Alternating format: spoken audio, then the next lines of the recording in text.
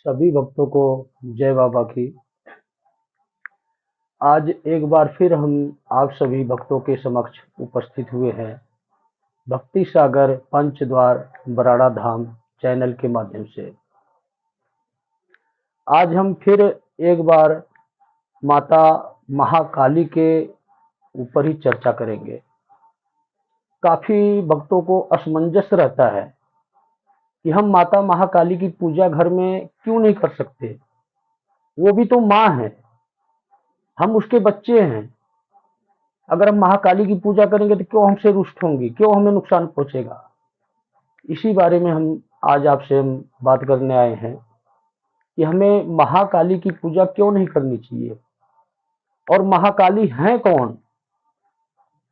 क्योंकि आपने सुना होगा काली माँ भी बोलते हैं और महाकाली भी बोलते हैं।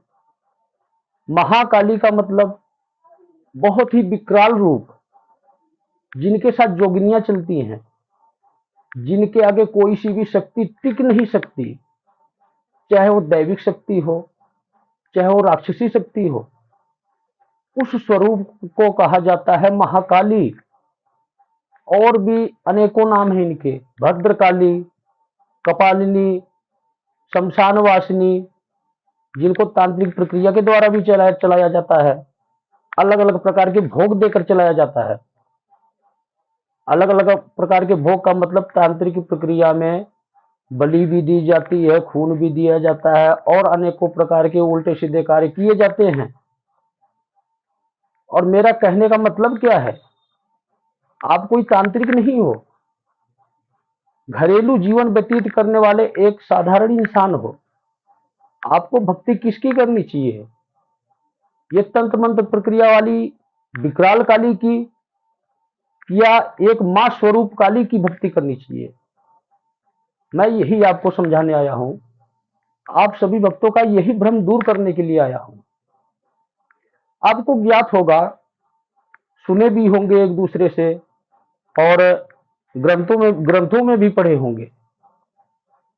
चाहे आप कोई सा भी ग्रंथ उठा के देख लो, हर किसी में यही दर्शाया गया है कि जब महाकाली रौद्र रूप धारण की इस धर्म और अधर्म के युद्ध में देवताओं की तरफ से लड़ने के लिए, लेकिन एक टाइम ऐसा आ गया, उनका इतना ही उग्र रूप प्रकट हुआ, इतना ही भयानक रूप प्रकट हो चुका, गुस्से में आंखें बिल्कुल लाल और अपनी 10 भुजाओं के साथ हर प्रकार के शस्त्र से सुसज्जित इस स्वरूप में उन्होंने युद्ध किया अपनी योगिनियों के साथ।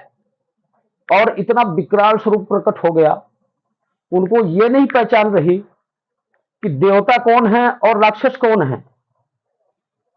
उस टाइम पर बहुत ही ज्यादा असमंजस पैदा हो गया सभी देवी देवताओं में। अब क्या किया जाए? फिर इसके बाद महादेव शिव शंकर के पास पहुंचे सभी देवतागण। वहां पहुंचने के बाद उनसे आग्रह किए कि हे भोलेनाथ, हे महाकालेश्वर, आपके सिवा और कोई नहीं बचा सकता। महाकाली के इस रौद्र रूप को कोई रोक नहीं सकता, आप भी कुछ करें। फिर स्वयं शिव महादेव आए और माता के चरणों में पड़ गए। जैसे ही माता महाकाली का पैर उनके तन से टच हुआ, वो एकदम से बिल्कुल मायूस हो गई। ये अनर्थ क्या हो गया? जैसे ये भाव उनके मन में आया, क्योंकि अपनी शक्ति को हर कोई पहचान जाता है। स्वयं महादेव को चाहे वो जितना मर्जी विकराल स्वरूप में क्यों ना हो, महादेव के तन पर उनका पैर पड़ना कोई स्वाभाविक बात नहीं है। इस पश्चाताप में उनके सारी महाकाली की भुजाएं शांत हो गई। सिर्फ 4 भुजाओं में और असमंजस बस ही, संकोच बस ही उनकी जीभ बाहर आ गई। यही स्वरूप पूरे संसार में पूजनीय है। इसी को हम कहते हैं शांत स्वरूप, आशीर्वाद स्वरूप, कल्याण करने वाली मां का स्वरूप। जब वो अपने होश में आ गई कि मैं पैर किसके ऊपर रखी हूं, संकोचवश उनकी जीभ निकली, ना कि राक्षसों के संहार करने के लिए या खून पीने के लिए, इसके लिए जीभ नहीं निकली उनकी। ये बहुत बड़ा उनके मन में संकोच आ गया कि मुझसे क्या अनर्थ हो गया, इसलिए उनकी जीभ निकल आई। और वही चार भुजाओं वाला स्वरूप पूज्यमान है मां काली का। इसलिए मैं सभी भक्तों से, सभी व्यक्तियों से यही आग्रह करूंगा, यही निवेदन करूंगा कि आप अपने घर में माता काली के चार भुजाओं वाले स्वरूप का ही पूजा करें, भक्ति करें। जिस प्रकार से आपको अच्छी लगती है भक्ति, जैसी आप कर सकते हो उस प्रकार की भक्ति कर सकते हैं, निसंकोच होकर करें।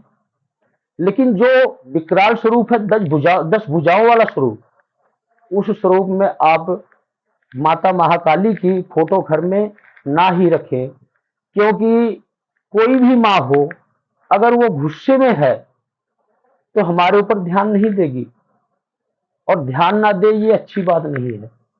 अगर वो माँ प्रसन्न है, खुश है, हमेशा हमारे ऊपर आशीर्वाद का हाथ बना के रखती है।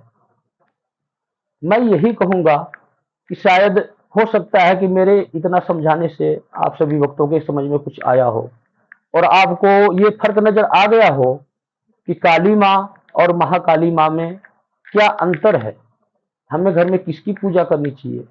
हाँ, मैं इतना जरूर कहूंगा, काली तो काली ही है, उसी के अंदर से ही महाकाली भी प्रकट हुई है।